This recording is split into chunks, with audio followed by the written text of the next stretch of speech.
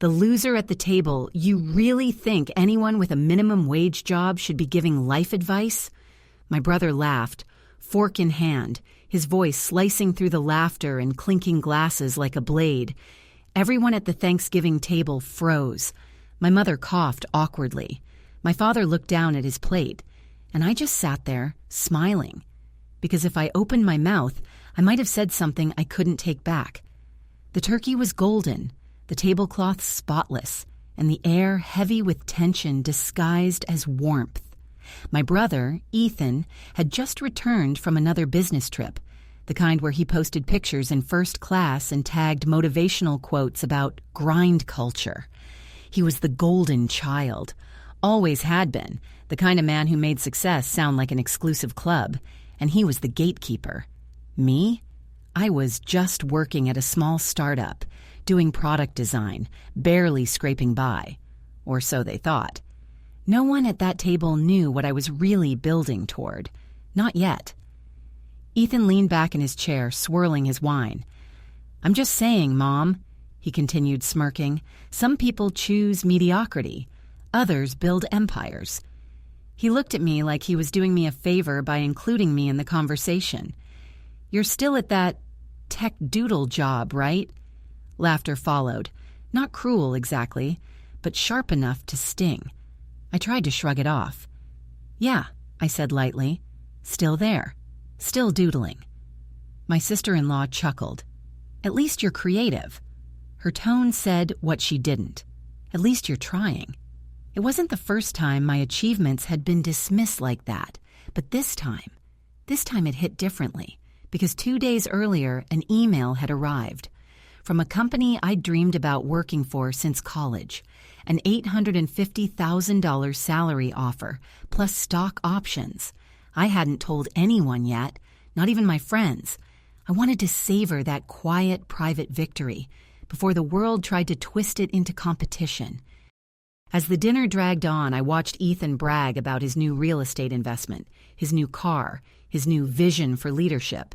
He said it like he was auditioning for admiration. I used to envy that confidence, the way he could dominate a room, make people listen, make our parents beam with pride.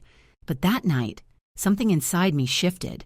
While he talked, I realized he needed their validation like oxygen, and I didn't anymore. When dessert came, Mom leaned over to me quietly. "Don't take it personally," she whispered. "He just wants to feel important." I smiled at her, even though my chest ached. "It's fine," I said. "I figured out something better than being important." She frowned. "What's that?" "Being peaceful." And I meant it. Because I'd spent years chasing the same spotlight Ethan lived under. Grades, degrees, approval, promotions. Every time I caught a little bit of it, it burned me. Now I was learning to build my own light, quietly, slowly, but steadily. After dinner, Ethan caught me in the hallway. He grinned like a victor. "No hard feelings, bro," he said, patting my shoulder. "I'm just trying to motivate you. Someone's got to keep you from wasting your potential, right?" I looked him straight in the eye. "Yeah," I said softly. "Someone's gotta." He didn't notice the edge in my tone. He was too busy checking his reflection in the mirror. As he walked away, I felt that familiar heat rise in my chest, not anger, but purpose. Because that night I decided something. I wasn't going to prove him wrong out of spite. I was going to prove myself right. And when the moment came, when he finally saw what I had built, I wouldn't gloat. I'd let the truth speak for itself. That night, as I drove home, the city lights blurred into streaks of gold. My phone buzzed, a follow-up email from HR. "We're excited to have you on board. Please confirm your start date." I laughed under my breath. A year ago, I'd have called my parents, my brother, everyone I knew. But now, I just whispered to myself, let's see who's still laughing at the next Thanksgiving. And for the first time in years, I felt no need to rush. Because quiet success, the kind no one sees coming, is the sweetest revenge there is. Buried under expectations. There's something cruel about growing up in a house where love feels like a scoreboard, When Ethan and I were kids, everything was a competition. Grades, trophies, even who got the bigger slice of cake. And the thing is, I didn't even want to compete. I just wanted peace. But in our home, peace looked a lot like losing. Dad was a corporate man, strict, sharp, and obsessed with outcomes. He believed success was simple math. Effort plus focus, victory. If I came home with a 95 on a test, he'd say, "What happened to the other 5 points?" Ethan, on the other hand, would show a 98, and Dad would beam like sunlight broke through the ceiling. Mom tried to balance things out, but even she would slip. "Why can't you be more like your brother?" She once sighed when Ethan brought home a science fair medal. That sentence buried itself deep inside me. It became the voice I heard every time I hesitated, every time I failed. By high school, Ethan was the golden boy everyone admired. He captained the debate team, won scholarships, and already talked like a CEO in training. Me? I was the quiet one, the kid who filled sketchbooks, coded small apps, and built little gadgets from broken toys. I didn't want to win, I wanted to understand. But in a house like ours, curiosity wasn't currency. Results were. "Art doesn't pay the bills," Dad said once, as I showed him my first design portfolio. "You need something practical." Funny thing, years later that impractical passion would pay me more than his entire career ever did. But back then, I didn't know that. I just felt small. When Ethan went to Stanford, it was like the house lost its favorite son. The pride on my parents' faces when they dropped him off. I still remember standing on the driveway waving goodbye as the car disappeared. Mom turned to me and said, "You'll find your path too, honey." But I could see the unspoken words in her eyes. Just make it impressive. So I worked. I studied design and coding. I freelanced to afford tuition. While Ethan networked with VCs and startups, I was fixing laptops, drawing logos, and surviving off instant noodles. I envied his freedom, but I also pitied his need to show off. He lived like someone constantly auditioning for approval. And maybe that's the biggest difference between us. I learned to build things that lasted. He learned to build appearances. The first time I got a real job, an entry-level UX role at a small startup, Dad said, "So, what do you actually do there?" I tried to explain. User experience design, prototypes, usability flows. But halfway through, I realized he wasn't asking out of curiosity. He was asking to measure my worth. When I told him the salary, barely $42,000 a year, he just nodded, disappointed. Well, at least it's honest work. Honest work. The phrase sounded like a consolation prize. But that job changed me. It humbled me. I learned how real creation worked, not in classrooms or pitch decks, but through failure. Designs rejected, clients unhappy, deadlines missed. It hurt. But it also hardened me. I became sharper, faster, better. And every time I thought about Ethan climbing corporate ladders with Dad's applause behind him, I whispered to myself, "I'll build something of my own. Something no one can take credit for." Years passed. Ethan rose high, VP by 29, married rich, bought a house. At every family gathering, the same comparisons returned like ghosts. Ethan's promotion made the paper. "Did you see his new Tesla? You're next, right?"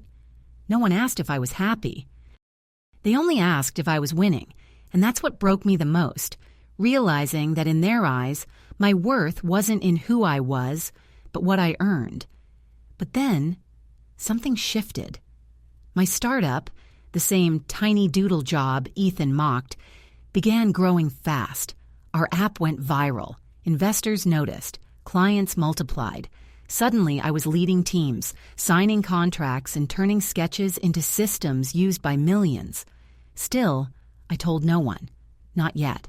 Because I'd learned that success spoken too early gets poisoned by other people's opinions. Then came the offer, the one that would change everything. A top-tier company, global scale, $850,000 a year. When I saw the number, I didn't scream. I just stared at the screen, hands trembling, and whispered, "You did it. On your own." I could have called my parents. I could have sent Ethan the offer letter with a smirk. But I didn't, because the older I got, the more I understood. Silence holds power. And for the first time in my life, I didn't need to prove anything to anyone. I'd already won. Not in their game, but in mine. The tables turn. Thanksgiving came wrapped in polite smiles and quiet resentments. It was the first time I'd seen Ethan in almost a year. He walked into our parents' house like he owned the place, polished shoes, designer coat, and a smug grin that said he still believed the world revolved around him. I came alone. No entourage, no flashy car, just me and a bottle of wine I'd picked up on the way. The good kind, but I didn't bother mentioning that. They wouldn't notice anyway. As soon as I walked in, Dad's eyes flickered, half surprise, half indifference. "You made it," he said flatly, patting my shoulder. "Of course," I replied, forcing a smile. "Wouldn't miss the annual family circus." Mom gave a nervous chuckle, pretending not to hear the jab. The table was already set. The turkey was perfect. The atmosphere, tense. It always was. Ethan sat at the head of the table, Dad's seat. No one corrected him.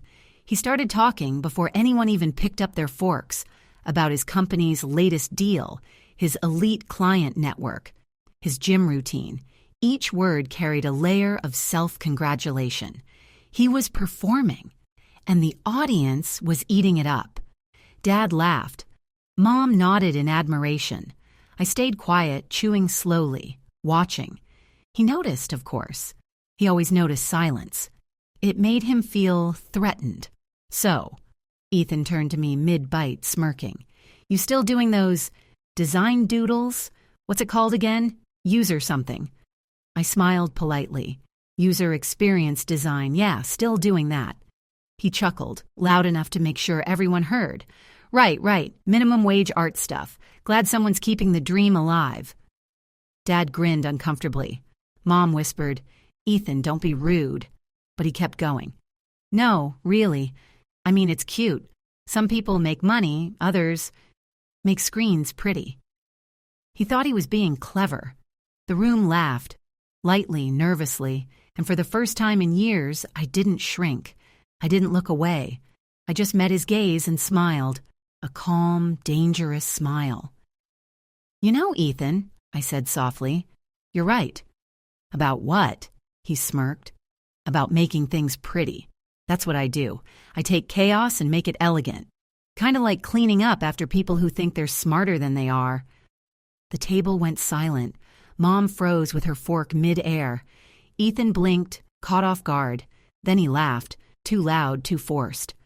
"Still the comedian, huh?" I leaned back. No, just the one who learned that real success doesn't need an audience. Dinner carried on in awkward fragments. Every so often I'd catch Dad glancing at me, curious, maybe even cautious. He'd never seen me so composed, so unbothered. When dessert came, Ethan went for his final show. He pulled out his phone showing pictures of his new penthouse. Top floor, Manhattan. 6 figures a month. "You should visit sometime. Oh, wait, you probably can't afford the elevator ride." That line landed hard. Mom winced. Even Dad sighed. But I didn't react. Instead, I reached into my bag and pulled out an envelope. "Actually," I said quietly, sliding it across the table, "I think I'll manage." He frowned. "What's this?"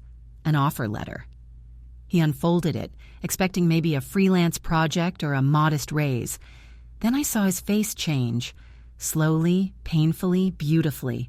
His smirk vanished. His jaw clenched. His eyes scanned the numbers again, as if they had to be wrong. "$850,000? he muttered. "Per year," I said casually, sipping my wine, "plus equity, bonuses, relocation. You know how it goes." The silence that followed was thick enough to choke on. Dad's fork hit the plate. Mom gasped softly. Even the ticking of the clock grew loud. Ethan tried to laugh it off, but his voice cracked. That's not possible." "You? Doing what?" Head of Design Strategy, I said. New York office. The company reached out after my startup got acquired last quarter. His face went pale. He knew that company. Everyone in our industry did. Global reputation. Fortune 100. The kind of offer you dream about. I let the silence hang. Then I added, almost kindly, "Funny thing, they found me through the app you once called a waste of time." Mom's eyes welled up. She covered her mouth. "Oh, honey, you never told us." "Didn't need to," I said softly. "It's not the kind of thing you tell people who only listen when you're winning." That one hit. Hard. Dad leaned back, speechless. Ethan looked like someone had pulled the ground out from under him. The golden boy, dethroned by the brother he'd mocked for years. For the rest of the evening, no one said much. When I stood to leave, Mom hugged me tight, whispering, "I'm proud of you." Dad nodded slowly. For once, no advice, no conditions, just quiet respect. And Ethan? He didn't say a word. But his reflection in the dining room mirror said everything. Shock, envy, and something new I hadn't seen in him before. Fear. As I walked out into the cold night, my phone buzzed. A text from Ethan. "Hey, can we talk sometime? Maybe grab a drink?" I stared at it for a moment, then smiled. "Sure," I typed. "But this time, you're buying." The cost of being right victory is a strange thing. It feels glorious at first, like standing on top of a mountain you spent your whole life climbing. But once the echo of applause fades, you realize something. The higher you climb, the fewer people are there to celebrate with you. The week after Thanksgiving, I moved into my new apartment, a minimalist corner unit overlooking the city skyline. Floor-to-ceiling windows, clean lines, silence. Too much silence. I unpacked my things one by one, laptop, coffee maker, notebooks, until I reached the last box. It was labeled Home. Inside were old photos, family trips, school awards, and one picture that stopped me cold. It was from our high school graduation, Ethan with his valedictorian medal, arm around my shoulder, me smiling awkwardly beside him. He looked like the winner. I looked like his sidekick. And yet, here I was, $850,000 later, alone in an apartment that echoed every time I breathed. That night, Ethan texted again. "Still up, need to talk." I hesitated. Part of me wanted to ignore it, to let him stew in the silence he'd once given me. But another part, the tired human part, still wanted to understand why he'd always needed to crush me to feel whole. So I said yes. We met at a quiet rooftop bar downtown. When I arrived, he was already there. No arrogance this time. No smirk. Just a man staring into his drink, shoulders heavy. He looked older, not in years, but in spirit. It startled me. The same brother who once strutted into every room like he owned the air was now struggling to breathe it. "You look good," he said, forcing a smile. "You too," I lied. There was a pause, the kind that carries a decade of unspoken words. Finally, he said it. "I didn't mean what I said at dinner." "You did," I replied. "You just didn't mean for me to have the last laugh." He looked down, jaw clenched. "You're right." The confession didn't sound victorious. It sounded broken. He told me things I'd never known. His job wasn't as secure as he made it seem. His promotion was really a reshuffle after a failed project. The penthouse? Leased. His marriage? Cracking. He admitted that he'd been jealous for years, jealous that I seemed content while he was constantly chasing approval that never felt enough. "Dad never told you," he said quietly, "but he used to show your app to his coworkers, said you were on to something big." That stunned me. "Dad, the same dad who told me to get a real job?" Ethan nodded. "He just didn't know how to say it to your face." For a moment, the resentment inside me, the one I'd fed for years, trembled. It wanted to crumble. We sat there, two grown men with the ghosts of their childhood between them. No yelling, no competition, just silence and maybe, finally, understanding. I realized something that night. Revenge gives you justice, but forgiveness gives you peace. And peace, that's the real luxury. When I got home, I stood by the window, looking down at the city lights. All those people rushing somewhere, chasing something.